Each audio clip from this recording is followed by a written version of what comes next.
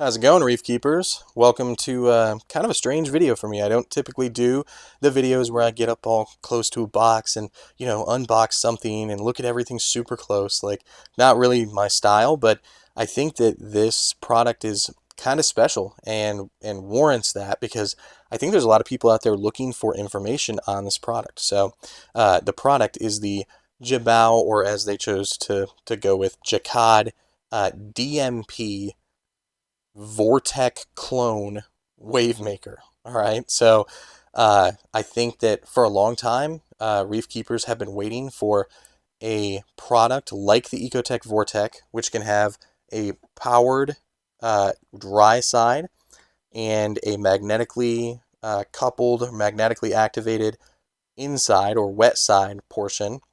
And it's been a long time coming and hasn't materialized because EcoTech had a patent that lasted for 20 years on this product. So I'm not going to get into the patent debate on it. I'm sure tons of people will want to get into that debate. I'll just like mute comments and stuff if that stuff starts happening and it gets vicious. Like, I welcome a reasoned discussion. It seems like a lot of tempers are flaring over on Reef to Reef about this. I'm not looking for that on my channel. But the fact of the matter is the patent was close to being up. Some people think it was up, but we were pretty close to the 20-year mark, and Jebao were the first ones to pull the trigger, essentially. And because it is a Chinese gear company, quite frankly, they ripped off the EcoTech VorTech to the 99th percentile. I mean, this is basically, it's so close in like just appearance and like functional parameters and stuff like that to a VorTech. It's ridiculous. Quality's the question. Longevity slash quality. We don't really know yet. It's too new. This came out like, a couple of weeks ago. They started hitting the market for people to use, and not that many people have them yet because I don't know if people know to really trust it or not. So I plan to put this thing through its full paces. I will say I think that the desire to have this and the curiosity about it is totally warranted because EcoTech's had a corner on this design for 20 years, and they've really not done much with it. They haven't even added Wi-Fi to the product. The VorTech is still on Bluetooth, as is this. There's no Wi-Fi for this either. However, the cost for this is $130. The cost for a VorTech MP10 is $330. The cost for an MP20 is $480. The cost for an MP60 is $900 or close to it. And I think that's kind of not really, in my mind, up for debate. It's quite frankly too costly. I mean, that's wild. The R&D for that was paid off long ago. So I understand patents and all, but like, the hobby really is going to benefit in some ways from companies challenging one another, and this will certainly challenge the status quo. And I'm kind of for that at this point because the hobby's become so expensive. So I won't ramble on that any longer. But let's take a look. So here's the box, damaged from being shipped overseas, as many things that are ordered on AliExpress are, right? By the way, if you want to order this on AliExpress, make sure you type in Jecod and then DMP. If you type in Jecod DMP, it'll come up. And always go with the seller that has sold the most of them because that's likely the legit seller. There's a lot of shady actors that will try to get into the mix on AliExpress. So just protect yourself, right? That's how to go about it. This took a week to ship, by the way. Not long. So, all right, let's go ahead and open it up. First thing you'll be greeted with is the user manual and the all-important QC card. Thank God this unit passed. Oh boy. All right. I'll state before I get into this. I have had it probably an 80%, maybe a little higher, success rate with Jebao products. But again, these are like mass produced things, and sometimes I don't know for sure, use like a little bit of lesser quality components or a little less fit and finish. So I guess you can keep that in mind, but from what I can tell, this is actually pretty well done. So let's take a look. Right here, you've got your standard like zip tie and little attachment points with like sticky on the back. Just your little packet to get your cords stuck to the outside of your tank. Hopefully these are a little better than the EcoTech ones. I doubt that they are, but hopefully that adhesive lasts longer, because when I had MP10s, this was something that failed all the time. I was always buying new ones. Let's go from like boring to least boring. How about that? So first thing to look at is going to be the power supply. So I've had plenty of Jebao power supplies. They are, I would say mid-tier. I will say this power supply, like when I squeeze it and I just kind of like feel the wire, I squeeze this box, it does feel a little sturdier. Like, I don't know, I would guess that maybe Jebao is just like upgrading that a little bit on their end across all products, and I haven't seen it yet. So like this is the first product I've gotten from them since they kind of made this a little bit more robust. I'm not going to say it's like great quality, but it is certainly more robust in the hand, which that always indicates good things for me. When I feel something and I'm like, yeah, you know what, this is, sturdy, I certainly like that feeling. It inspires confidence. Here is your control box. So pretty standard control box for them now. They're upgrading to this across many of their products. This form factor here, I use it on several of the Jebao pumps that I have on my tank, and they work well. They're sturdy. They're always going to display good clicky buttons. So take a look at what I really like about it. Comes with its own bracket, which is really nice, right? So comes with its own bracket.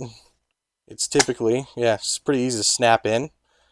And I don't know if this will give me the typical Jebao spark when I connect the connections together. That is something that happens with Jebao products from time to time. You get a little spark.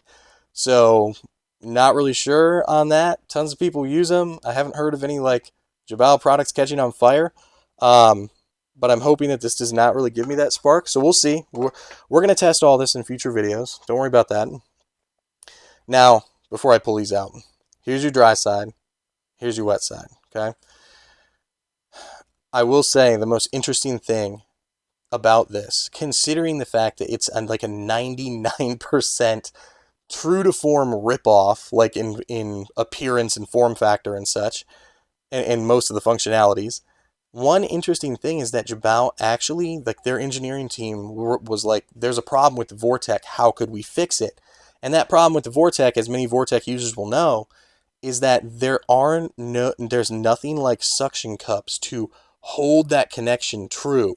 So if you bump the dry side, your dry side could go clattering out of position, cause the wet side to fall down inside your tank, and make a mess, and just kind of be a hazard. If you have a little kid running around and they're at shoulder height or head height on that thing, not great. And I know that fish stores have problems with those all the time. They're always looking for fixes to hold those things on. So it's interesting that they sat down at Jebao and they were like, let's use a technology that's used all over the freshwater world. By the way, we'll get into it. There's a reason. And let's attempt a suction cup solution. And now watch this. See how this is peeling off of the wet side? So what they did is they created a suction cup cap that goes on the back of the dry side and the wet side. A suction cup cap. Now, worth noting, there is a little bit of like gummy adhesive in the center of the cap, or I guess around the center, on this dry side. And so it's like they knew it was more important to keep that thing stable on the dry side. There is no adhesive on the wet side. And I almost wonder if why that is because they know that these will likely never need replacing because they are dry. They are on the outside of the tank. But this, being in salt water, these may get stiff over time and you may want to order a replacement. Now, I haven't seen where you can order a replacement wet side or suction cup cap just yet. However, I have to imagine that that's in the works. This is a brand new product launch. We're in early stages here. And I have to imagine that they're not going to pass on the kind of money they could get selling multiples of I mean, and probably multiples of these too. Like get a 12 pack of these for however much, 12 for $12 or something like that. So they deal in huge quantities so they can go much cheaper than many other companies. So it snugs on there nice. It goes back on easily, but it's snug. And what's interesting is that this cap, this is a pretty strong feeling composite material, I would guess. I don't think it's like, some kind of, you know, traditional rubber, traditional cheap rubbery thing. It feels pretty good in the hand. And these suction cups are serious things, man. They are injection molded, I think that's called, where they're just like, permanently affixed. But man, are they tough. They're thick and strong, but also very, very sensitive and pliable. And I will be testing them extensively. But again, I've had some users reach out to me and say, these are unbelievable. I mean, they stick so firmly when you put it on your tank. So I'll be testing it in the tank tomorrow, I think. So I'll try to get a video out in the next couple of days with my initial tests. So you can hear there's a little bit of play with the prop in there. So this comes apart. I will say, and I don't know, it depends on you. It is a little difficult to get apart. You just got to put some. It's not that it's built badly. It's that it's built with a really strong connection point, so that this is not going to turn without some force. So I had to apply some force to get that going. Now you want to be delicate when you take this thing apart because you've got that awesome ceramic wand that goes right up the middle. Ceramic central rod or whatever you want to call it. Okay. So here's the internal side right here, or the internal driver, so to speak. And I mean, it seems to turn with ease. It's got a little bit of play on it. I'm not an expert, guys. I just want to give you a look at it. All right. Goes back together with relative ease as well. Snap it into place so it stops moving, and there you go. Now this cage, I mean, it feels sturdy. I just applied a lot of pressure to get it apart. It doesn't feel like it's, horribly made. I don't know that it feels all that different from the MP10 cage that I had. By the way, Jebao's making these in a DMP10, DMP20, DMP30, DMP40 iterations. So like you ramp up in size and intensity with each iteration. This is the 20, and I think it's the closest match maybe to the MP10. I believe this is a little bit stronger than an MP10, just a little bit. Maybe it's actually, I can't remember. I did the calculation. It might be like 50% stronger than the MP10, but I think it's the closest in strength to the MP10. I think that the DMP40, if I heard correctly from people who've given me reports, it's kind of between like an MP40 and an MP60 in strength. So I don't think you're going to get a true like hardcore MP60 replacement unless they create like a DMP50 and they just haven't told us about it yet. But the DMP40, the top end strength is going to fall, way up there along with some of the best strong Wavemakers on the consumer side of the hobby. So if you're going for, that primary pump, you're probably just going to default to the DMP40, which I think is $175 last I checked. All right, let's take a look at the beast that you're going to see on the outside of your tank. Now, let it be stated, the aesthetics of this are up for debate. Most people love them. I kind of think they look like, the knobs on the sides of Frankenstein's neck when you put these things on either side of your tank. That said, if these end up being really, really good, oh man, I might deal with the Frankenstein knobs. And to be honest with you, like this is the highest quality in my mind component on it, and it needs to be. And man, does it feel good. I mean, this just feels, I've never held a grenade, but I imagine it feels like a grenade in the hand. I mean, this thing is heavy. I wouldn't say it's heavy. I would say it's hefty. I mean, it just has weight to it. And again, so like I'm not gonna peel on this too hard, but there's adhesive holding this cap on because they don't want that thing to fall away from the suction cups. They want the suction cups to actually, be holding this part and assisting and holding that part. However, I will say, having magnetized my MP10 together, and I haven't tested this on my tank yet, but we'll look at that soon. But I'm just going to do a magnetization test and just feel the strength of the magnets. I've done this with MP10s. I remember doing it. So I'm going to compare the strength.